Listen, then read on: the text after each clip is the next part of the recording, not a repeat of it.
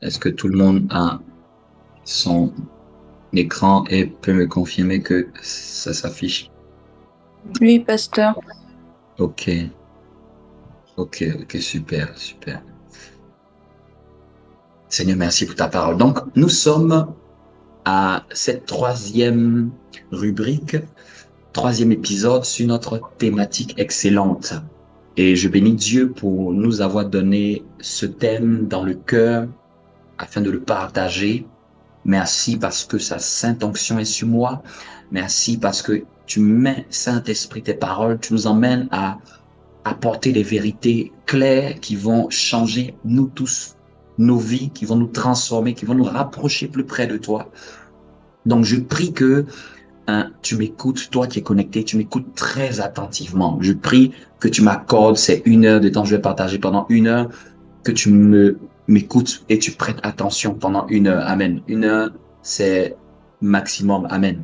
C'est le maximum et ce n'est pas rien. C'est quelque chose qui peut apporter un plus dans ta vie. Souvent, nous pouvons passer plus d'1 heure. Un match de foot dure plus d'1 heure.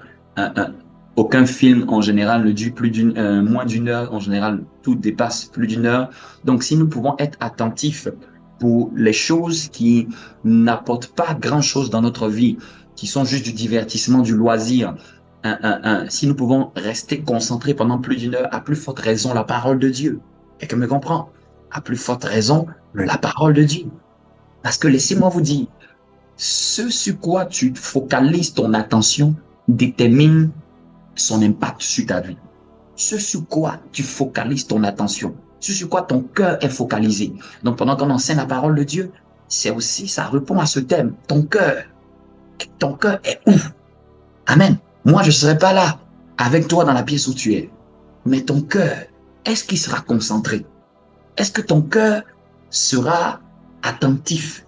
Parce que quand il garde son cœur, plus que toute autre chose, ou par-dessus tout surveille ton cœur, c'est même dans des temps comme ceux-ci, dans des temps comme ceux-ci, pendant qu'on prêche la parole de Dieu, pendant qu'on t'enseigne, pendant que maintenant, on ne parle pas, on ne parle pas de l'alcool ici, on ne parle pas de la drogue, on est en train de parler des vertus spirituelles, des choses de Dieu. Donc pendant qu'on parle des choses qui sont bénissantes, des choses qui vont forcément ajouter quelque chose à ta vie, tu dois te demander, est-ce que mon cœur, je surveille mon cœur pour être attentif? Est-ce que quelqu'un me comprend? Est-ce que quelqu'un me comprend? Oui. Si tu Amen. me comprends, dis-moi un amen. Donc, dans de tels moments, ton cœur va vouloir aller de gauche à droite. Et c'est là qu'il faut pratiquer ce verset. Surveille. Quand quelqu'un va vouloir t'envoyer un texto, est-ce que tu vas devoir aller répondre à ce texto pendant qu'on est en train d'enseigner, ou est-ce que tu vas dire non, on a dit surveille ton cœur, donc je vais mettre l'occupation plus tard. Là, c'est le temps consacré à l'enseignement de la parole. Quelqu'un me comprend? Quelqu'un me Amen. comprend? Amen. Si tu l'as dit Amen, Amen, ça me permet de pouvoir, Amen, amen, quand amen, je vous vois, amen. ça me permet de pouvoir suivre avec vous. Donc, c'est très important. Quelqu'un va vouloir t'appeler tout de suite. Tu vas te dire, bon, comme je suis en ligne. Non, c'est ça, surveiller ton cœur.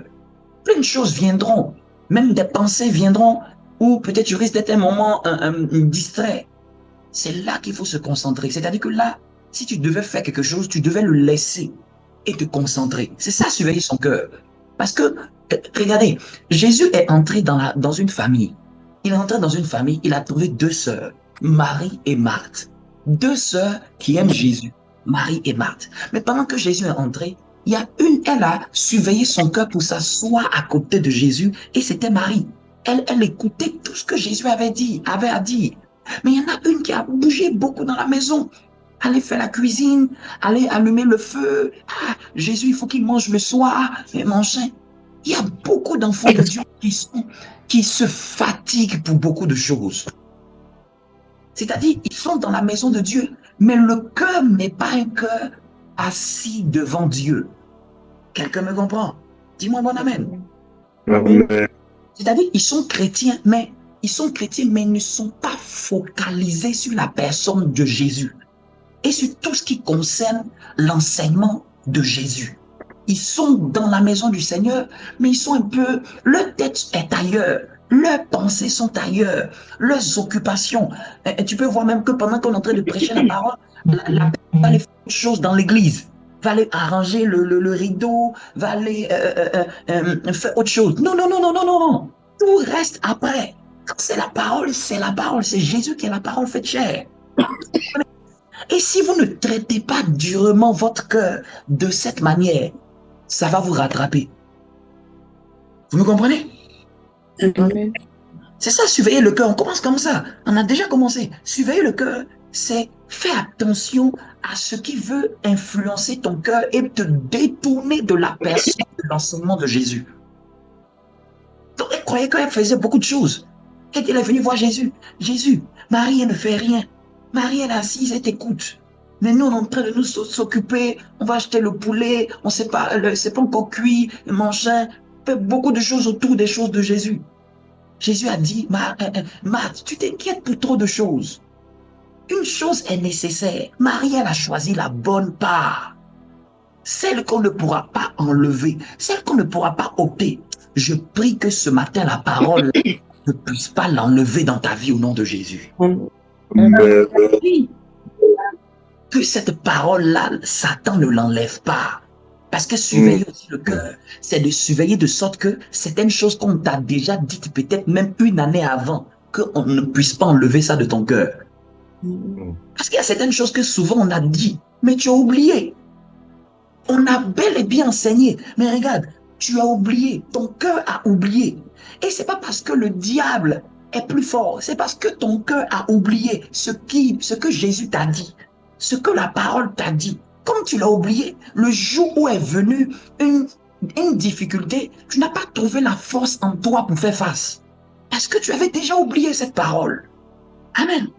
Surveiller son cœur, c'est ça. Tu vas avoir... je vous parle parce qu'aujourd'hui, on va être beaucoup plus pratique. Par exemple, souvent quand je prie, je peux être tenté de vouloir répondre à des messages. Amen. Sur mon téléphone. Un jour, le Seigneur m'a dit, quand tu veux aller loin, tu dois devoir mettre ça loin de toi, très loin, et te concentrer sur la chose de Dieu. Donc, je me suis rendu compte que même moi-même en tant que pasteur, souvent mon téléphone pouvait rester à côté. Amen. C'est subtil, hein, ce que je dis. C'est subtil. Surveiller le cœur, c'est pas forcément quelque chose qui vient d'abord comme un péché. Parce que le téléphone soit près de toi, c'est pas un péché. Mais c'est que quand ça commence à devenir une distraction et à te détourner de la concentration de la prière. Donc tu vas prier un peu, et puis à un moment, tu vas être sur le téléphone. Tu vas regarder un peu. À un moment, tu vas prier, tu vas être sur le téléphone. Et quand le Saint-Esprit a commencé à me dire, attends, concerne ça, j'ai dit oui, Seigneur. Il faut que quand j'entre dans mon temps seul à seul, ça reste très loin de moi. Amen. Moi, c'est ma manière de surveiller mon cœur. Quelqu'un peut m'écrire, pasteur, j'ai tel problème. Je ne veux pas avoir ça pendant que je suis en train de prier. Parce que celui qui va me donner même la solution à son problème, là, c'est Dieu lui-même. Amen. Donc, souvent même, quelqu'un peut écrire. Comme hier même, quelqu'un m'a écrit, pasteur, ma mère a 2 fois AVC. J'ai même pas lu. Parce que je fais exprès de ne pas lire. Parce que c'est pas moi qui peux apporter la solution à son problème. Il faut que j'aille dans la présence de Dieu pour que Dieu m'ait dit quelque chose concernant sa mère. Amen. Donc j'ai vu, mais je ne peux pas répondre. Je ne peux pas répondre à mes émotions. Quelqu'un me comprend? Amen. Amen. Donc il faut que je sois concentré sur la chose de Dieu. Et puis après, maintenant, Dieu m'a dit, tu vois le message que tu avais reçu là. Il est temps maintenant que tu fasses quelque chose. Donc si je suis agité, telle personne a tel problème, même en tant que pasteur, si j'arrive pas même à garder mon cœur centré sur Dieu, même en tant que souvent même serviteur de Dieu, c'est les gens vont te priver d'avoir du temps avec Dieu. Les gens vont te priver. Un homme de Dieu disait qu'il était en train de prier et une femme d'un ministre est venue le voir. Tous les responsables de l'église ont appelé. La femme du ministre est là. La femme du ministre est là. Il dit, dites à la femme du ministre que j'avais prévu de la voir samedi. Hein. Dites à la femme qu'elle revienne dimanche. Elle dit non, elle ne peut pas venir dimanche. Que son seul jour, c'est samedi. Il dit, dites-lui que ce dont elle veut me parler là, n'est-ce pas un problème? Ce n'est pas un problème qu'elle va me partager. Oui, pasteur, elle veut te parler d'un problème. Dis-lui que je suis en train de causer avec celui-même qui va régler son problème. Et si la causerie n'est pas finie, là, moi, je ne peux rien faire pour elle. Parce qu'au fait, il était en train de prier. En un mot, il priait et il n'avait pas encore senti le temps d'arrêter son temps de prière. Donc la femme est venue, la femme, c'est pas parce que c'est la femme d'un ministre, hein, amen. Il lui a dit dimanche on a culte, faut venir dimanche. Elle n'est pas venue, c'est tout, c'est fini. Amen. Mais il n'allait pas laisser ce qu'il est, la personne avec qui il est en train de parler là, croyant que non, il va pouvoir apporter une solution aux gens. C'est Dieu qui apporte la solution aux gens, c'est pas le pasteur. Amen. Le pasteur. Et le pasteur doit même surveiller son cœur. Parce qu'il peut rentrer dans une forme de quoi qu'il est la solution au problème des gens. Tu n'es pas la solution au problème des gens. C'est Dieu qui est la solution. Tu as intérêt à te concentrer sur Dieu pour que Dieu te donne la solution des gens. Amen. Quelqu'un me comprend? Suivez le cœur. Amen. Donc, on va avancer. Il y a une chose qu'on va voir. Une chose qu'on va voir. Je vais mettre le diaporama. C'était. Nous allons voir la constitution du cœur. Nous allons voir la constitution du cœur. Dis avec moi la constitution du cœur spirituel. La constitution du cœur spirituel. Voilà. On parle de ce cœur spirituel et j'ai dit que ce cœur n'est pas le cœur physique, mais il est le cœur spirituel. Mais nous allons voir généralement de quoi il est constitué. Amen. Je vais montrer une image et on va illustrer. D'accord? J'essaie de faire une image rapide pour que vous puissiez comprendre. D'accord? Donc, dans ce cœur spirituel, il va y avoir 3 choses importantes. Il y a d'autres choses, mais je n'ai pas envie de vous embrouiller aujourd'hui. Mais je vais aller sur certaines choses qui sont connues et précises pour vous aider à avoir une bonne vision de ce que c'est le cœur spirituel. Donc là, on a ce schéma, on a le cœur que j'ai dessiné pour imager ce cœur spirituel. Mais dans ce cœur spirituel, il va y avoir 3 endroits importants. Il y a ce que je vais appeler le jardin des pensées, le séjour des émotions et la chambre des décisions. Amen. Le jardin des pensées, le séjour des émotions et la chambre des décisions. Vous devez comprendre que ces 3 choses, ces 3 endroits se trouvent dans le cœur. Elles font partie de l'âme et elles se trouvent dans le cœur. Il y a dans le cœur un endroit qui est appelé le jardin des pensées. Il y a dans le cœur un endroit qui est appelé le séjour des émotions. Et il y a dans le cœur un endroit que j'appelle la chambre des décisions. Ça, c'est moi-même qui les ai nommés comme ça. Mais c'est pensée, émotion, décision. Quelqu'un me comprend? J'appelle le jardin. Pourquoi je parle du jardin des pensées? Souvenez-vous, dans Éden, en Éden, il y avait 3 personnes qui parlaient. On était dans un jardin, mais il y a eu 3 catégories de personnes qui ont parlé. Numéro 1, il y a eu Dieu qui a parlé dans le jardin. Numéro 2, il y a eu l'homme et la femme qui ont parlé dans le jardin. Ce sont des humains. Donc, il y a Dieu qui a parlé dans le jardin. Il y a des humains qui ont parlé dans le jardin. Et il y a le serpent qui est l'image du diable, qui est l'image de Satan, celui que la Bible appelle le serpent ancien. Amen. Comprenez que le serpent dont la Bible parle, là, ce n'est pas le serpent sur le plan physique. La Bible parle d'un serpent spirituel. Amen. Amen. Qui est le serpent ancien. Amen. Parce qu'en réalité, quelqu'un peut prendre la Bible et dire, mais un serpent ne parle pas. Comment ça se fait que le serpent qui est dans votre Bible parle? Non. Comprenez la Bible. La Bible est souvent imagée, métaphorique. Ici, on parle d'un serpent spirituel. Amen. Et ce serpent spirituel, c'est ce qui typifie le diable. Et il y a eu le serpent qui a parlé dans le jardin. Quelqu'un va se demander, on est dans le jardin d'Éden quand même. Le jardin d'Éden quand même. Mais dans le jardin d'Éden, Satan parle. Quelqu'un me comprend? Et les pensées sont comme un jardin. Les pensées sont comme un jardin. Est-ce que vous avez déjà enregistré ça? J'ai dit quoi? Premièrement, le jardin des pensées, le séjour des émotions et la chambre des décisions. Quelqu'un me comprend? Quelqu'un me comprend? Amen. Amen. Voici un peu le processus. Pourquoi nous sommes en train de parler du cœur? Pourquoi nous sommes en train de parler du cœur? Pourquoi le pasteur, tu es en train, par l'Esprit de Dieu, de nous parler du cœur? Parce que la Bible a dit que c'est de lui que viennent les sources de la vie. C'est-à-dire que tout ce que Dieu doit faire dans ta vie va devoir transiter dans ton cœur. Dieu veut te libérer une grâce, ça va transiter dans ton cœur. Dieu veut se manifester dans ta vie, ça va passer par ton cœur. Tout va passer par là. Quelqu'un me comprend? Donc, c'est un sujet hautement important, puisque c'est de lui que viennent les sources de la vie.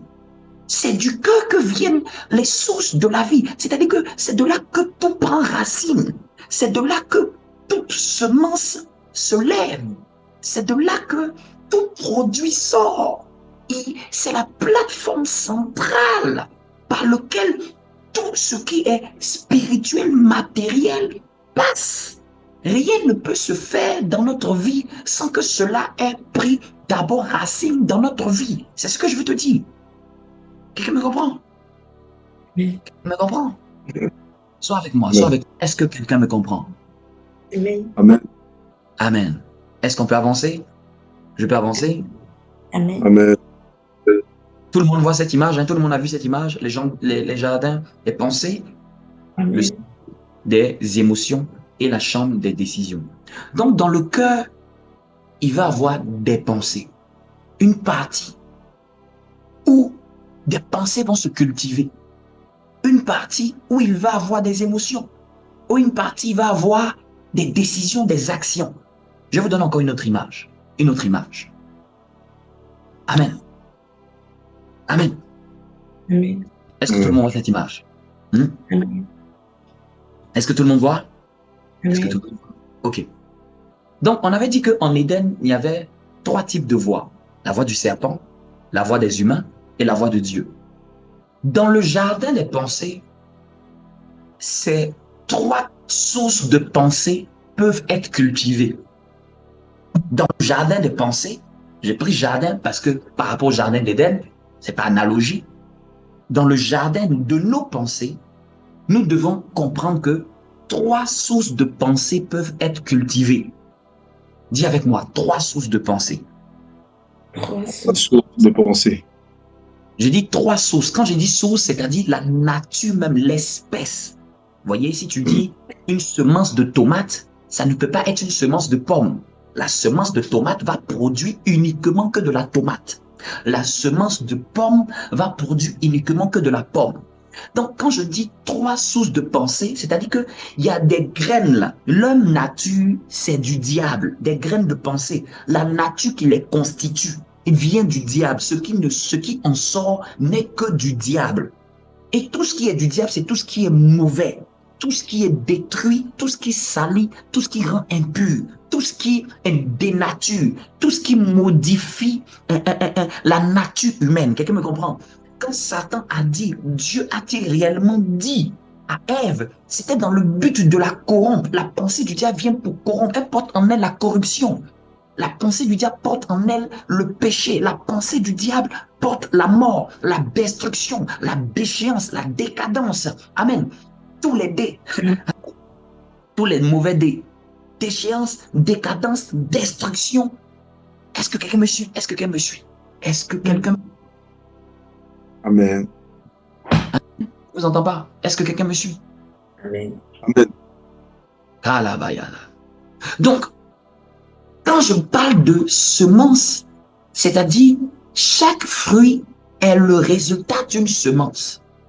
Si aujourd'hui dans ta vie, tu ne vois pas pleinement le fruit de Dieu, il ne faut pas t'en plaindre. Ça vient d'abord de ce qui a été semé dans le jardin de tes pensées. Ça a commencé quelque part. Tu ne peux pas t'attendre à un fruit d'une semence que tu n'as pas entretenue. Tu ne peux pas t'attendre à un résultat d'une semence dont tu n'as pas pris soin. En d'autres termes, si à l'extérieur, tu ne vois pas de changement, c'est parce qu'à l'intérieur, il y a un problème. Ton être extérieur n'est que le reflet de ton cœur spirituel. Amen. Amen. C'est pour ça que j'aime un verset, c'est dans le livre de Proverbes, qui dit « Le cœur de l'homme reflète l'homme » ou « Le cœur de l'homme répond au cœur de l'homme ». Le cœur de l'homme reflète l'homme. Amen. C'est dans Proverbes 27, verset 19. Il dit « Tout comme l'eau reflète un visage, Le cœur de l'homme reflète l'homme. Tu veux savoir qui est cette personne? Regarde son cœur. Regarde le genre de cœur qu'elle a. Regarde ce qu'elle alimente dans son cœur. Tu te plains, mais pourquoi ta vie est ici, est comme ceci, est comme cela? Je vais toujours te poser, check ton cœur, parce que c'est de lui que viennent les sources de la vie. Ne te bats pas contre ce qui est à l'extérieur. Faut te battre contre ce qui est à l'intérieur. Faut chercher à te rassurer. Qu'est-ce qui entre à l'intérieur? Parce que tu n'es que le fruit de tes pensées. On ne devient que le fruit de nos pensées dominantes. Ça, c'est les scientifiques même qui le disent. C'est même pas encore, on ne rentre même pas encore dans la spiritualité. On ne devient que le fruit de nos pensées. Donc, si tu te vois aujourd'hui,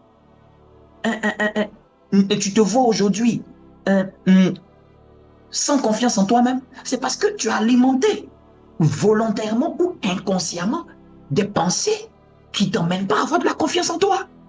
Si aujourd'hui, tu te sens faible et tout le temps faible pour prendre des décisions, pour poser des actions, pour pouvoir être à la hauteur de certaines tâches, c'est parce que dans ton cœur, il y a une semence qui est imprimée et qui dit que tu seras faible et incapable de pouvoir être responsable dans certaines tâches. Si en toi, dans ta vie, tu vois que tu as un caractère, tu as une habitude, tu as un comportement que tu n'aimes pas, faut regarder, c'est parce que la semence de cette chose-là est rentrée dans ton cœur, consciemment ou inconsciemment. Consciemment ou inconsciemment, une semence de ce caractère a été imprimée. Une semence de cette habitude a été imprimée. S'il y a des habitudes que tu n'aimes pas, que tu vois aujourd'hui, c'est parce que il y a une semence de cette habitude-là qui est rentrée dans ton cœur. Peut-être quand tu avais 10 ans, peut-être quand tu avais 15 ans, ou peut-être quand tu étais dans le monde. Elle est entrée. Mais maintenant, tu es venu dans le Seigneur. Tu n'as pas déraciné. Tu as commencé à avancer dans le Seigneur. Mais cette semence, elle est toujours là. C'est pour ça que la Bible dit que de garder le cœur, de surveiller. Parce que c'est de là que tout vient. Amen. Amen. Donc, il y a 3 sources de pensée. Il n'y en a pas 4. Il n'y en a pas 4. Il y en a 3. Il y a nos propres pensées. Il y a la pensée du diable. Il y a la pensée de Dieu. La pensée du diable, c'est la voix du serpent. On l'appelait comme ça aussi. Il y a nos propres pensées. Ça, c'est ce que j'appelais la voix des hommes. Et il y a la pensée de Dieu, la voix de Dieu. Quelqu'un me comprend? Je l'ai pris par analogie dans le jardin. Il y avait 3 catégories de personnes qui ont parlé dans le jardin, qui ont émis une voix dans le jardin. Il y avait les humains, il y avait le serpent et il y avait Dieu lui-même. Dans le jardin de nos pensées, il va se lever 3 types de voix, 3 types de pensées. Il va se lever. J'ai pas dit que tu vas toi-même décider des pensées du diable. Les pensées du diable peuvent venir à toi. Et je l'ai dit dimanche dernier, quel que soit ton niveau, quelle que soit la grâce de Dieu qui est sur toi, personne n'est à l'abri d'être attaqué par des pensées du diable. Au fait, les pensées du diable, tu ne peux pas les empêcher de t'être soumises. Satan va te les proposer. Quelqu'un me dira, mais comment je pourrais savoir que cette pensée-là n'est pas de moi? Je vais vous donner un exemple pratique. Une pensée n'est pas de toi quand tu n'as pas décidé volontairement de penser à elle. Je m'explique. Et je répète encore. Une pensée n'est pas à toi quand tu n'as pas décidé délibérément, volontairement d'y penser. Vous me comprenez? Amen. Tu n'as pas décidé de penser à cette pensée. Et tu sais que cette pensée n'est pas une pensée de Dieu. Parce que les pensées de Dieu, ce sont des pensées qui sont en accord avec sa parole. Quelqu'un me comprend? Amen. Les pensées de Dieu sont des pensées pures. Ce sont des pensées nobles. Ce sont des pensées nobles. Ce sont des pensées pures. Ce sont des pensées glorieuses. Ce sont des pensées... la Bible dit dans Philippiens, le texte, je vous le paraphrase, au reste, frère, tout ce qui est vrai, tout ce qui est honorable, tout ce qui est juste, tout ce qui est pur, Philippiens 4:8, tout ce qui est pur, tout ce qui est aimable, tout ce qui mérite l'approbation, tout ce qui est vertueux, tout ce qui est digne de louange, soit l'objet de vos pensées. C'est-à-dire que si quelqu'un veut connaître les pensées de Dieu, voici les caractéristiques. C'est tout ce qui est vrai, c'est tout ce qui est honorable, c'est tout ce qui est juste, c'est tout ce qui est pur, c'est tout ce qui est aimable, tout ce qui mérite l'approbation, tout ce qui est vertueux et digne de louange. C'est ce que l'apôtre Paul nous recommande que cela soit l'objet, en d'autres termes, que cela soit ce que tu décides de planter dans le jardin de tes pensées, que cela soit ce que nous décidons d'enraciner, de greffer dans le jardin de nos pensées, que nous puissions chérir de telles pensées, que nous puissions nous amouracher de telles pensées, que nous puissions nous délecter de telles pensées, que lorsque nous allons avoir une pensée qui est contraire à celle-là, nous puissions dire non, ce n'est pas cette pensée que la Bible nous a demandé de faire de ça l'objet de nos pensées, que cela soit l'objet de ma méditation. Amen. Les pensées de Dieu, je vous les donne. Philippiens 4:8. Les pensées qui sont en accord avec sa parole, qui sont pures, qui sont justes. Les pensées de paix, les pensées de joie, les pensées de paix.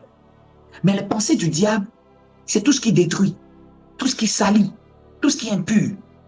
Mais elles sont encore un peu plus subtiles que ça. C'est tout ce que tu n'as pas pensé. Je donne un exemple. Tu as un ami ou une amie. Et cette personne, tu lui as demandé un service. Et un service important pour toi. Et le moment où tu lui as demandé un service, elle t'avait dit oui, que j'allais le faire. Et à un certain moment, tu constates que le service n'a pas été fait. Amen. Vous me comprenez? Tu viens de la maison, peut-être vous cohabitez, tu viens dans la maison, le service n'a pas été fait. Ou peut-être la personne devait faire quelque chose pour toi, peu importe. Mais tu te rends compte que le service n'a pas été rendu. Le service n'a pas été fait. Dès le moment que le service n'a pas été fait, tu vas voir que Satan va t'emmener une pensée. Avant même que tu réfléchisses, une pensée va venir. C'est un exemple. Hein. Une pensée peut venir pour dire, c'est toujours pareil. Cette personne, comment dirais-je, il y a quelqu'un qui nous met sur haut-parleur, ça nous fait un écho. Donc, vous pouvez couper votre micro si vous êtes si vous avez du bruit chez vous, pour ne pas que ça fasse un écho. Amen. Est-ce que c'est bon? Vous me suivez? Est-ce que vous me suivez? Je parle en fonction de la manière dont vous me suivez. Amen. Si je vois que vous êtes motivé, je parle. Si je n'êtes pas trop motivé, je vais vite m'écouter. C'est comme ça un orateur. En fonction de ceux qui le suivent, il peut plus argumenter, comme il peut diminuer, parce qu'il sent que son auditoire n'est pas attentif. Amen. Amen. Est-ce que vous me suivez? Amen. Amen. Je veux que ça soit interactif. Je veux pas que ça soit seulement moi qui parle. Je veux que vous réagissez. C'est pour ça que même une idée que Dieu m'a donnée, on aura à la fin souvent de chaque série un culte impératif. C'est-à-dire que les dimanches, ce sera un culte où il y aura des questionnaires qui seront posés pour faire un peu le résumé et des questions sur toute une série. Quand une série a été traitée, il y aura maintenant des questions et réponses lors de la clôture de cette série. Amen. Ça nous permettrait d'avoir une autre sorte de culte que je vais appeler un culte interactif. C'est-à-dire ce jour-là, on prépare les questions et en amont, et il y aura des questions peut-être aussi pendant le culte, mais il y aura des questions en amont. Et le but, c'est question et je réponds, question et on répond. Et ça fera aussi une autre sorte de culte. Ça nous permettrait de ne pas seulement faire une sorte de type de culte habitué. Amen. D'accord? Donc, ça sera aussi quelque chose de glorieux. Donc, qu'est-ce que je disais? Cet ami ou cette amie n'a pas pu te rendre le service. Satan peut t'emmener, par exemple, une pensée disant « Ah, c'est toujours pareil. Cette personne-là, on ne peut pas lui faire confiance. » Ou bien « Cette personne-là, elle se prend pour qui? » Amen. Voyez un peu. Mais quand une pensée va venir comme ça dans ton esprit, le but, c'est que, regardez mon schéma. Après les 3 types de pensées, ça part où la flèche? Elle part où? Elle part où? La flèche. Les émotions. L'entonnoir, voilà, il y a comme un entonnoir. L'entonnoir, c'est un peu le réservoir des pensées. Les pensées sont un peu comme ça. Il peut venir nos pensées, les pensées du diable ou les pensées de Dieu. Après, dans l'entonnoir, ça va devoir être filtré. Celui qui n'arrive pas à le filtrer, du coup, on va dire, par exemple, on est sur l'exemple où c'est la pensée du diable qui arrive, elle se prend pour qui? Ou bien, cette personne-là, elle croit que quoi? Vous voyez un peu? En un mot, une pensée comme ça vient. Du coup, si tu ne l'as pas stoppée, elle va passer pour affecter tes émotions et tes sentiments. Vous me comprenez? Du coup, tu quand tu vas changer d'humeur, quand tu vas voir cette personne, tu risques peut-être de mal lui parler. Vous me comprenez? Penser, Amen. penser, c'est passé par une émotion et après ça, tu as pris des décisions, tu as posé une action. Je donne aussi un autre exemple qui me revient à l'esprit, le Seigneur me ramène. C'est un homme et sa femme. L'homme a fini très tard au travail. Très tard. Il rentre très tard et à cause des occupations, il n'a même pas eu le temps de dire à sa femme qu'il arriverait très tard. Donc sa femme étant à la maison avec les enfants au four au moulin pour faire à manger et tout, regarde que l'heure avance, le monsieur ne vient pas. Le monsieur ne vient pas. Et du coup, le monsieur arrive plus tard, mais il n'a pas eu le temps à cause des occupations de travail de pouvoir dire à sa femme qu'il aurait arrivé plus tard. Donc il arrive plus tard que prévu. Mais regardez ce que Satan va faire. Satan, ça c'est un exemple. Satan vient, par exemple, va venir chez la femme, va dire, tu vois, ton mari, il ne t'aime pas. Il est ceci, il est cela. Il manque de ceci, il manque de cela. Donc, Satan commence à entretenir des pensées chez la femme. D'accord? Commence à entretenir des pensées chez la femme. Du coup, ça affecte ses émotions. Elle est déjà sur une borne émotionnelle négative. Donc, quand le monsieur rentre étant fatigué, le monsieur est déjà émotionnellement fatigué, stressé. Le monsieur rentre à la maison. Dès qu'il rentre à la maison, peut-être il salue, mais la femme ayant été tellement polluée par une pensée de il croit que quoi? C'est quoi? Il ne voit pas que tu es en train de t'occuper de tout ce qui se passe à la maison. Il te laisse seul. Il n'a pas fait coucher les enfants comme il devait se faire coucher. Satan pollue comme ça la femme. Vous voyez un peu? La pollue, il la pollue. Donc émotionnellement, elle devient chargée négativement. Comme elle n'a pas dit stop, elle n'a pas dit, elle n'a pas pensé contrairement pour dire, peut-être il a eu quelque chose, vous voyez un peu. Souvent, on se laisse envahir par beaucoup de pensées qui viennent, mais on ne pense pas le contraire. Est-ce que peut-être il n'a pas eu peut-être une circonstance bizarre au boulot? Est-ce que peut-être je ne vais pas essayer d'appeler pour voir est-ce qu'il n'y a pas quelque chose? Souvent même peut-être j'essaie d'appeler, il ne décroche pas. Est-ce que peut-être il n'y a pas eu un événement difficile qu'il est en train de vivre? Amen. Amen. Amen. Mais la personne ne pense pas contrairement à ça, mais elle se laisse charger par la pensée de il croit que quoi? Parce elle a vu son environnement. Elle a vu par exemple les enfants l'ont stressé. Donc elle a vu elle a vu d'un côté, Satan lui a montré seulement d'un côté. Tu as vu, il n'a pas été là avec toi. Tu as dû te débrouiller tout seul. Donc quand elle a absorbé ce genre de pensée, elle aurait dit non, je suis un enfant de Dieu. Il est dit que l'amour ne soupçonne pas le mal. C'est comme ça qu'on doit réagir. Je ne peux pas interpréter un événement que je n'ai pas vu. Il n'est même pas là. Il n'a pas pu certes m'aider, mais il n'est pas là. Pourquoi je vais interpréter négativement la circonstance? Je ne l'ai pas vu. Je ne sais même pas qu'est-ce qui s'est passé au travail. Donc, la femme n'ayant pas fait cette, comment on appelle ça? Ce contrôle. Moi, j'appelle ça le contrôle dans l'entonnoir. Ce contrôle-là se laisse absorber par des émotions. Du coup, son visage devient ferme. Du coup, négativement, émotionnellement, elle devient basse et négative. Donc, le monsieur vient. C'est pas fini, hein. Écoutez-moi très bien. Écoutez-moi très bien. Le monsieur vient, mais le monsieur, quelle est sa borne? Le monsieur est fatigué. Une dure journée, stressé par les occupations du travail. Donc, sa borne émotionnelle est aussi basse parce que fatigué par la pression psychologique, intellectuelle.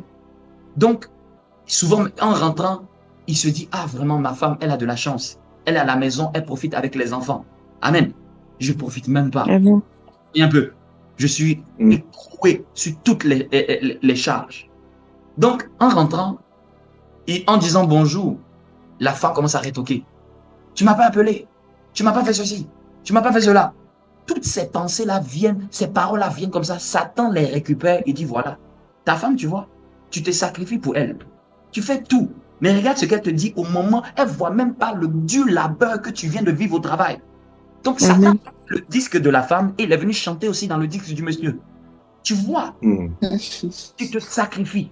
Tu t'investis. Et c'est même pas ce que tu as eu à vivre. Peut-être tu as dû régler un problème. Elle n'a même pas eu le temps de te poser. Mais dès que tu es venu, non, j'ai fait, à cause de toi-même, j'ai même plus faire la cuisine. Parce que ceci n'est pas venu au temps où tu devais venir. Tu n'es pas venu m'aider, tu n'es pas fait ceci. Donc, toutes ces paroles-là, ce que la femme dit n'est pas forcément faux. Mais le fait qu'elle n'a pas pris de la hauteur de poser les choses, elle s'est laissée envahir par des pensées que Satan avait emmenées, elle commence à assaillir son homme de beaucoup de pensées. Et Satan récupère aussi toutes les paroles qu'elle vient de dire et il vient dire aussi au monsieur, tu vois ta femme, elle ne t'aime pas. Elle ne comprend pas ta douleur. Donc le monsieur devient aussi chargé négativement. Ce jour-là, le monsieur rentre dans sa chambre, il fait chambre à part. La femme aussi est boude dans son coin. Satan vient de détruire un foyer comme ça. Ça a commencé par quoi? Deux pensées différentes. Mm. La méthode serait que quoi? La femme aurait dû penser, quand une pensée allait venir, ton mari n'est jamais là pour toi, il te laisse tout seul les enfants. Elle devrait dire non. Mon mari, s'il est mon mari, c'est que c'est un responsable. C'est que c'est, si je suis avec lui, si je me suis engagé avec lui, c'est que c'est un responsable. C'est pas un irresponsable. Il peut avoir des défauts. Mais il faut que je comprenne qu'est-ce qui s'est passé. Il faut que je comprenne. Donc, elle devait filtrer. Amen. Le monsieur entrait, elle aurait dû demander qu'est-ce qui s'est passé. Et je me faisais peut-être du souci pour toi. Et le monsieur allait lui dire ceci, ceci, cela. Et peut-être même les deux allaient se réconforter. Ah, ma journée aussi était difficile. Les enfants, j'ai pas eu le temps. Lui aussi va dire au travail, c'était difficile. Mais au moins, ils vont dormir ensemble dans la paix. Amen. Amen. Mais quand Amen. les gens se sont laissés envahir par des pensées préconçues, les pensées du diable sont des pensées préconçues. Ce sont des pensées dont tu n'as pas vu. Et puis ça commence à jouer dans ta tête. Tu n'as même pas pensé. Donc comment savoir que ce sont les pensées du diable? Tu n'as pas pensé à ça. Ça vient tout de suite dans ton esprit. Ça vient tout de suite dans ta tête. Ça vient tout de suite interpréter un message, interpréter un langage, interpréter un bonjour. Amen. La personne a dit bonjour. Amen. Et une autre pensée qui vient interpréter. Regarde comment elle t'a dit bonjour. Ce n'est pas de Dieu. Ce n'est pas de Dieu. Une pensée, tu n'as pas pensé à elle. Et puis quelqu'un t'a dit bonjour. Et puis une pensée vient dans ta tête comme ça. Regarde comme elle a dit bonjour. Cette pensée-là, Satan vient de te la donner. Tu dois dire Satan, stop, on ne fait pas ça. Je ne soupçonne pas le mal. Je ne sais pas ce que la personne traverse. Je ne sais pas même quel combat. Peut-être elle va mal. C'est moi-même qui dois m'approcher pour demander comment tu vas. J'ai vu qu'aujourd'hui, tu m'as salué de manière sèche. Amen. Qu'est-ce qu'il y a? Mais quand on regarde la salutation sèche, on va l'interpréter dans notre sens. Ça veut dire que la personne te méprise. Ça veut dire que la personne ne t'aime pas. Tu vois, ah, c'était ça que je te disais. C'est son aptitude là. Elle ne t'aime pas, elle favorise les autres et toi, elle ne t'aime pas. C'était le diable qui peut emmener à interpréter des choses. Amen. Et même si c'est vrai, la Bible dit de ne pas soupçonner le mal. Amen. Et tu comprends que cette personne elle-même qui est polluée par Satan, elle est malade. Toi, tu es bien portant, ne te laisse pas polluer par sa maladie. Amen. Amen. Amen. Amen. Ce que je dis là, ça peut vous aider, même dans vos relations, même dans tout. Ce qui détruit, Satan détruit les relations, détruit les connexions, détruit les amitiés, détruit. Parce que les gens laissent des pensées s'installer. Méfiez-vous des pensées que vous n'avez pas pensées. Je dis, méfiez-vous des pensées que vous n'avez pas pensées. Ne laissez pas des pensées que vous n'avez pas décidé de penser venir d'eux-mêmes dans votre cœur. Vous devez les stopper. Vous devez dire, c'est pas comme ça qu'on pense. Amen. Donc, Amen. une pensée découle une émotion. D'une émotion découle une action. Voici un exemple encore que Dieu me donne. Tu vas quelque part et puis tu croises quelqu'un d'une autre race ou qui te dit sale blanc, sale noir. Je vous pose la question, tu réagis comment?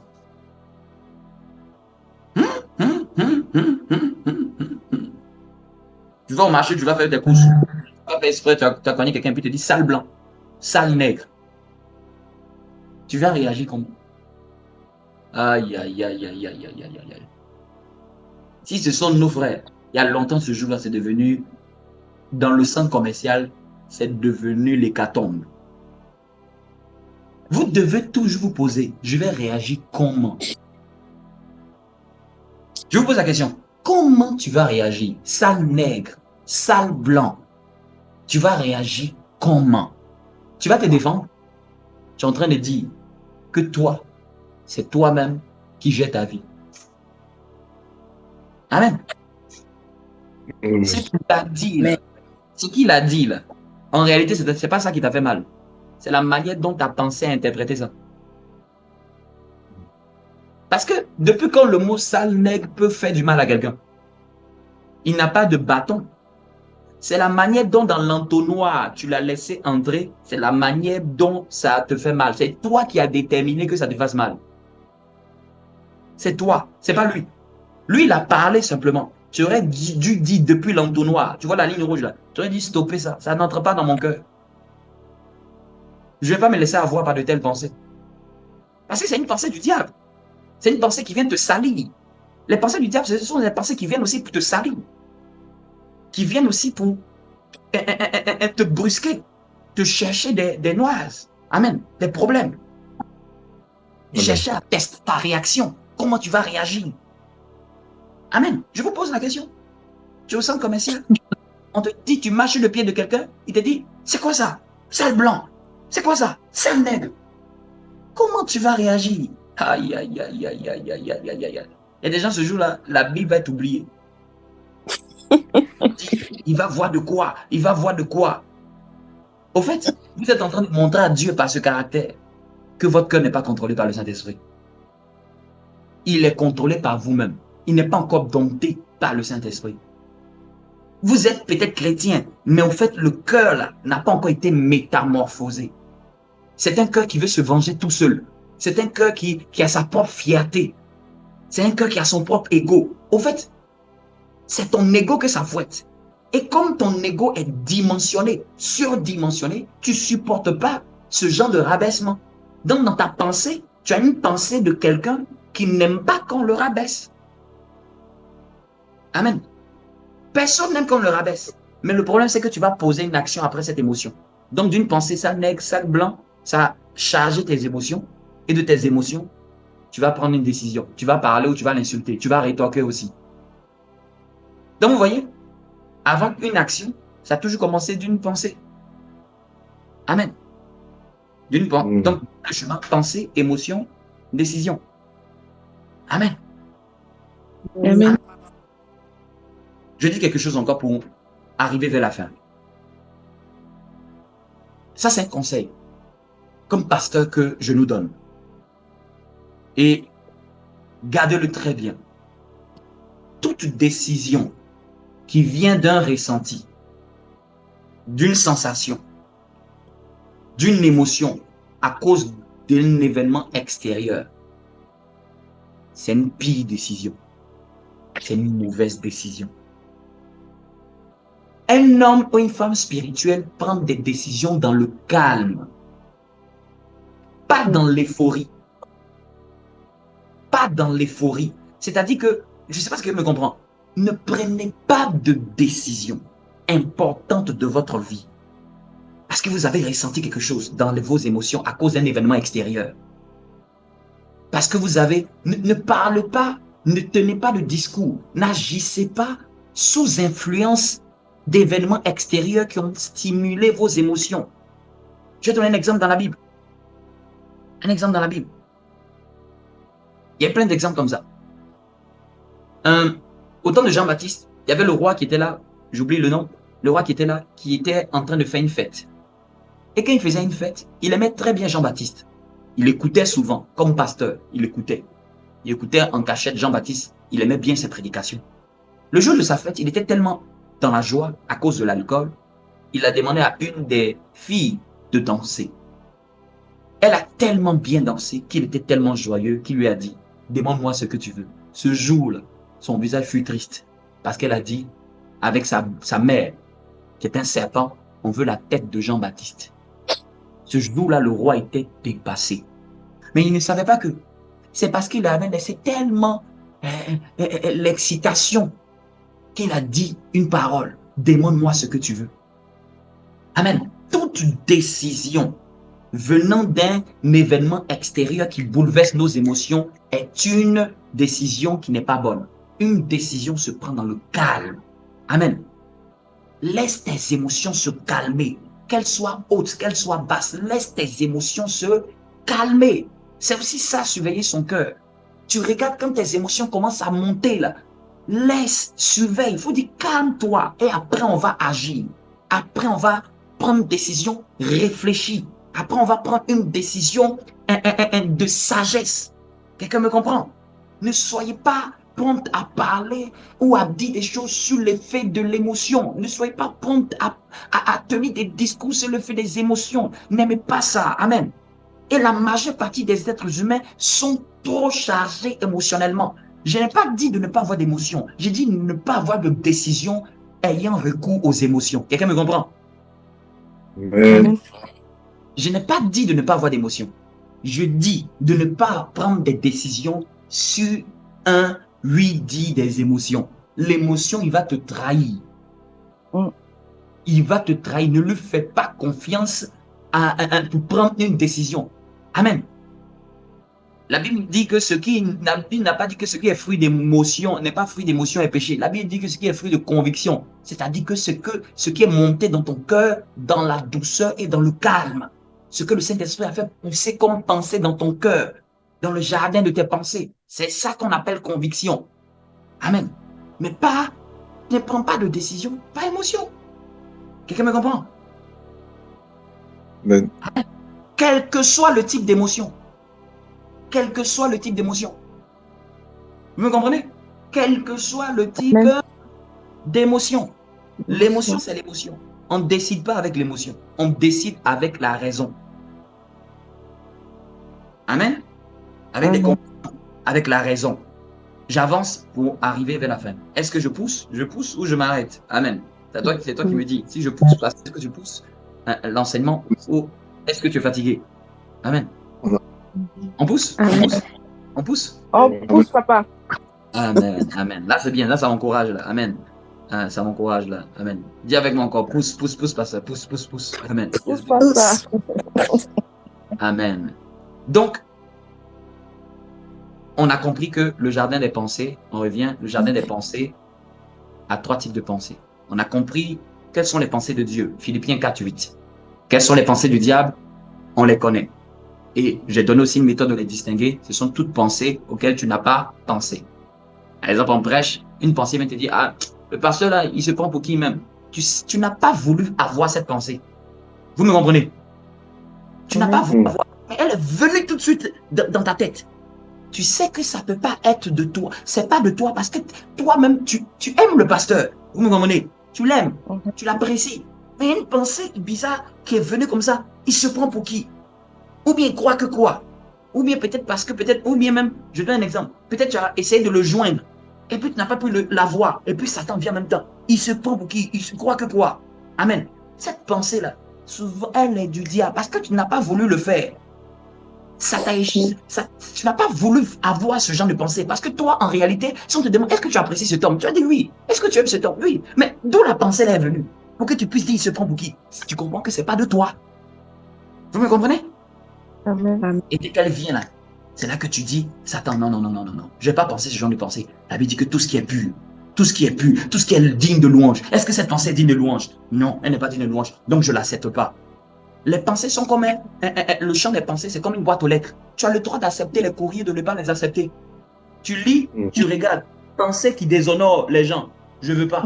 Pensée qui salit les gens, je ne veux pas. Pensée qui critique les gens négativement, je ne veux pas. Pensée qui insinue ce que je n'ai pas vu, qui soupçonne le mal. Pensée qui interprète les actions des gens, je ne veux pas. Je veux penser plus, je prends. Pensée qui honore les gens, je prends. Pensée qui valorise les gens, je prends. Pensée même qui croit tout, même quand on pense que même tu es bête, qui croit tout, je prends. Même s'il a qu'à croire que je suis naïf, c'est pas grave, je prends.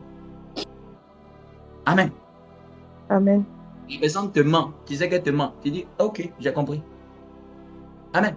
Vous pensez que Judas, là, Jésus ne savait pas qu'il allait le trahir. Mais Dieu a gardé Judas, Jésus a gardé Judas à côté de lui. Vous pensez que c'est pourquoi? Pour qu'à chaque fois quand il le voit, là, il garde son cœur. Dieu a permis que Judas soit dans le groupe des 12. Hein? Quelqu'un qui te trahit dans le groupe des 12. Pour que quand tu le vois, là, ton cœur est gardé par rapport à ça. Tu vois quelqu'un qui va te faire du mal, et puis tu partages le pain de la Sainte Seine avec lui. Ça protège ton cœur. Amen. Ça protège ton cœur. Amen. Judas allait le trahir. Judas a menti qu'il va faire d'autres choses. Jésus savait qu'il mentait. Mais Jésus n'a pas laissé des pensées empoisonnées pour dire, Judas là, je l'ai fait confiance, il m'a trahi. Regardez, Jésus a connu les mêmes choses que souvent nous vivons. Jésus a connu la trahison. Toi, tu es qui et moi pour ne pas connaître la trahison? Tu es qui? Tu es qui? Jésus est allé dans un village, on ne l'a pas accepté. Nous sommes qui pour ne pas accepter que les gens ne nous acceptent pas dans certains endroits? Jésus, on a demandé même qu'il quitte certains villages. Jésus, les gens ont prié Jésus, il faut quitter le lieu, on ne te veut pas ici, ton histoire là. Jésus, il a connu même l'abandon. Quand on est venu chercher dans le jardin, là, tous les disciples ont fui. Nous sommes qui pour ne pas accepter l'abandon des gens? Les gens peuvent nous abandonner. Faut pas. Mais malgré tout ça, Jésus a gardé son cœur. Jésus a gardé son cœur. Même Pierre a régné Jésus. Vous et moi là, Aucune de nos vrais amis nous a régné. Mais Pierre a régné Jésus. Régné, je ne le connais pas, on ne s'est jamais vu. Mais c'est le même Jésus là qui est revenu vers Pierre pour lui dire, je te donne l'église de Jérusalem. Vous et moi, est-ce qu'on peut confier quelque chose d'important à quelqu'un qui nous a fait ce genre de choses?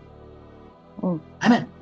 Mais Jésus vient donner les clés de l'église de Jérusalem à Pierre. Un Pierre qu'il a régné, Jésus connaissait les pensées des cœurs des gens.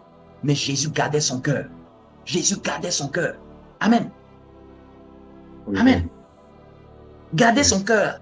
C'est de tout ça. Tu reçois les courriers de dénigrement. Je ne veux pas. Les courriers de colère. Je ne veux pas. Tout ce qui dénigre les gens, salit les gens, tout ce qui dévalorise les gens, tout ce qui fait que tu catalogues les gens, tu les catalogues. Ah, lui là, c'est ceci. Il ne faut pas aimer ce genre de pensée. Il faut les refuser dans ta boîte aux lettres de pensée. Refuse-les. Tiens avec moi, je refuse toute cette pensée-là. Je refuse. Je refuse toute cette pensée. Parce qu'on a le choix. Le diable ne peut pas nous imposer. Il ne faut pas rester passif en croyant que j'attends, ça va se faire tout seul. Nous avons une volonté souveraine. Tu as le droit de décider cette pensée-là, si elle va germer dans mon cœur ou pas. Tu as le droit de décider si cette pensée-là, elle va entrer dans ton cœur ou pas. Sinon, elle reste à la porte. C'est pour ça que j'ai dit dimanche dernier, même Dieu a dit à Caïn, le péché est tapis devant ta porte, est tapis devant ta porte. Même la pensée du diable, elle vient devant la porte de nos pensées. Mais elle n'entre pas. Si elle entre, c'est que c'est nous qui avons ouvert la porte. C'est nous qui décidons si cette pensée va nous influencer ou pas. Amen. Amen. Dis avec moi, j'ai la capacité de dire non. J'ai la capacité de dire non. J'ai la capacité de dire non. J'ai la capacité de dire non. Ne laisse pas des pensées empoisonnées. Il y a des pensées, c'est des pensées de poison. Tu commences à les entretenir dans ton cœur. Tu vas commencer à devenir maussade, malade. Tu vas commencer à devenir amer. C'est des pensées d'empoisonnement. Elles te font voir, regarde, ça t'emmène à avoir de l'amertume. Quand quelqu'un commence à prospérer, quelqu'un commence à réussir plus que toi, quelqu'un commence à avancer plus que toi, ça nous arrive. Nos cœurs là, nous sommes, la Bible dit que le cœur de l'homme est tortueux. Le cœur là, tout peut lui être soumis, mais tu as la capacité de dire non. Tu as la capacité. Ne laissons pas nos cœurs devenir un entonnoir des convoitises, un entonnoir des pensées négatives, un entonnoir des pensées empoisonnées, des pensées qui ne valorisent pas les gens, des pensées qui ne font que prouver toujours des arguments négatifs sur les autres. Je me suis rendu compte, tous ceux qui voient le négatif sur les autres, c'est parce que dans leur cœur, il y a du négatif. Donc du coup, il ne fait que voir le négatif sur les autres. Il ne fait que voir le mal chez les autres. Amen. Personne n'est parfait. Mais ton cœur doit avoir au moins le verre à moitié plein. Pas que seulement le verre à moitié vide. Amen. Amen. Donc, entretenons les pensées selon Philippiens 4:8. Tout ce qui est pur, ça doit être l'objet de nos pensées. Tout ce qui est agréable, tout ce qui valorise. Et les gens ont du mépris. Amen. Les pensées de mépris. Amen. Ayez des pensées qui honorent les gens. Qui honorent la grâce de Dieu dans la vie des gens. Amen. L'histoire du cœur, là, ce n'est pas un amusement. Hein. C'est ce qui fait que beaucoup de gens sont retardés. Les gens prient dans les églises. Oh non, les gens prient. Les gens prient. Ah, je vous dis, les gens prient. Mais ce qui le fatigue, c'est le cœur. Ils n'ont pas de cœur qui sait honorer les gens. Ils n'ont pas le cœur qui sait honorer la grâce de Dieu dans la vie des gens. Même si c'est un païen, tu vois une bonne chose là, dans sa vie, il faut reconnaître la grâce de Dieu. Amen. Amen. Moi, je suis chrétien, quoi que quoi. Non, nous les chrétiens, non. Souvent, les chrétiens, à cause de leur fierté qui porte à l'arrogance, fait que même quand quelqu'un qui ne connaît pas Dieu a quelque chose de bon, il faut reconnaître. Il faut reconnaître. Il faut valoriser. Amen. Faut dire même, je vais prendre cette grâce. Parce qu'il y a des grâces naturelles. Hein. Il y a des gens qui ne connaissent pas Dieu, mais ils ont une grâce naturelle. Grâce naturelle. Amen. Mais c'est que les cœurs sont fermés, les cœurs ne sont pas ouverts à recevoir. C'est du cœur que tout passe. C'est du cœur. Quand ton cœur est ouvert et aime les gens, tu vas recevoir de Dieu. Mais quand le cœur est fermé, le cœur trouve toujours des raisons. Le cœur dit mais est fermé. Ce cœur-là ne reçoit pas. Ce cœur-là ne reçoit pas. Ce cœur-là ne reçoit pas. Dieu va déposer, ça ne passe pas. Amen. Amen. Amen. Amen. Amen. Vous pensez que, lisez dans Samuel, quand tu as appelé Samuel, il allait chez Élie à 3 reprises. Vous pensez que Élie, il arrivait à gérer ses enfants? Non. Samuel pouvait dire, mais toi-même là, tu n'arrives même pas à conduire tes enfants. Ils font du n'importe quoi. C'est toi qui as me dit ce que je dois dire à Dieu. Mais si Samuel était comme ça, il allait rater Dieu. Amen. Il a su voir en Élie quelque chose, un bon sacrificateur.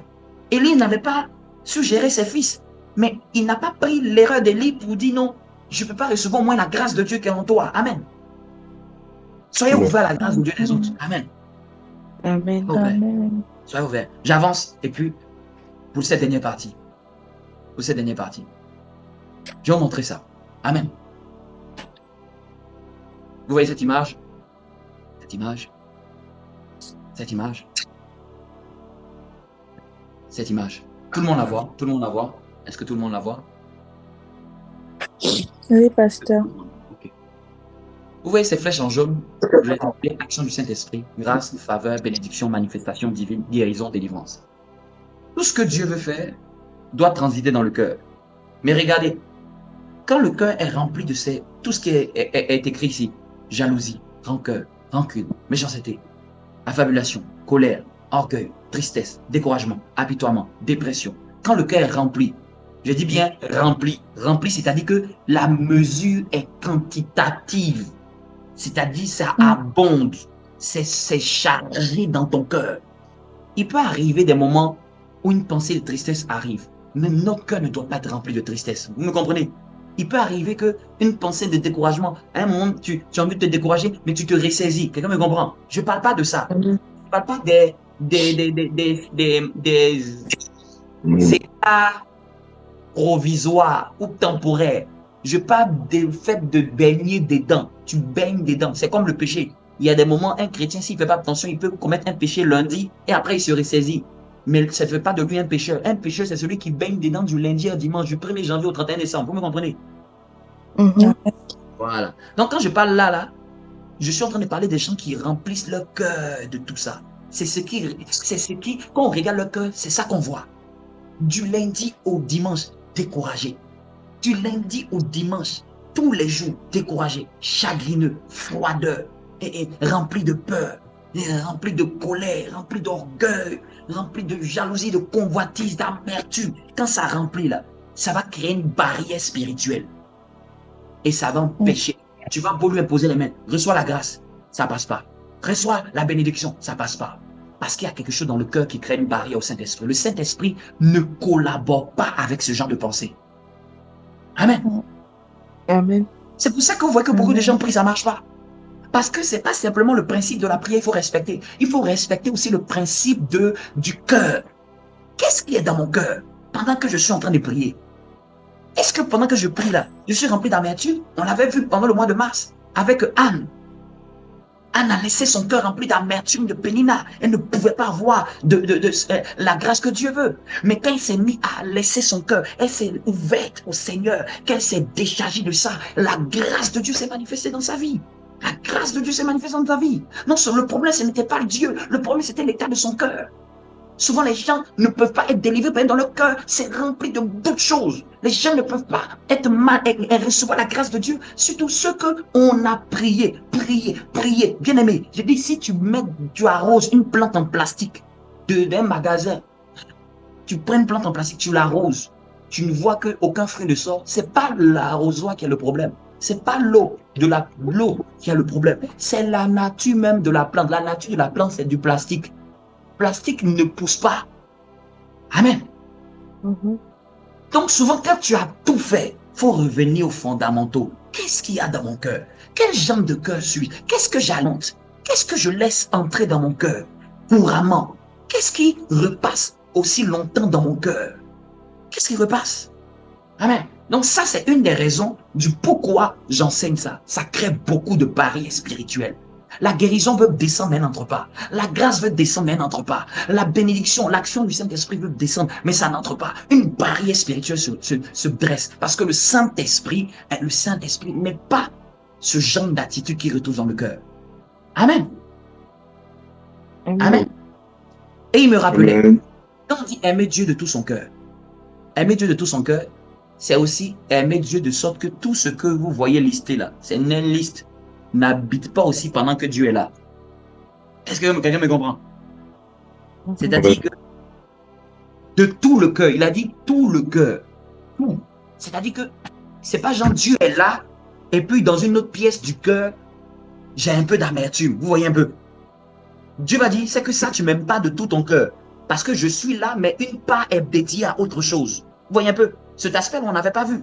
Tout là, c'est tout. C'est-à-dire que de A jusqu'à Z, quand Dieu scanne mon cœur, il ne veut pas voir autre chose à l'intérieur que lui.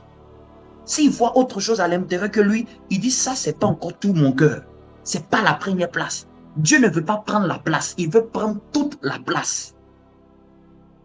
Donc il y a des gens qui ont donné la place à Dieu, oui. Nous avons donné la place à Dieu. Mais est-ce que c'est toute la place? Est-ce que c'est toute la place? Si ça cohabite avec autre chose, Dieu dit, ce n'est pas encore ça. Je vais te travailler jusqu'à ce que ça devienne parfait. Amen, il te travaille. Et quand c'est comme ça, il te permet que tu traverses des événements, tu traverses des expériences, tu traverses, il te met dans des circonstances qui vont venir tester et révéler ce qui était dans ton cœur. Révéler, il va te mettre dans les circonstances autour de ta famille biologique, autour de ta famille spirituelle.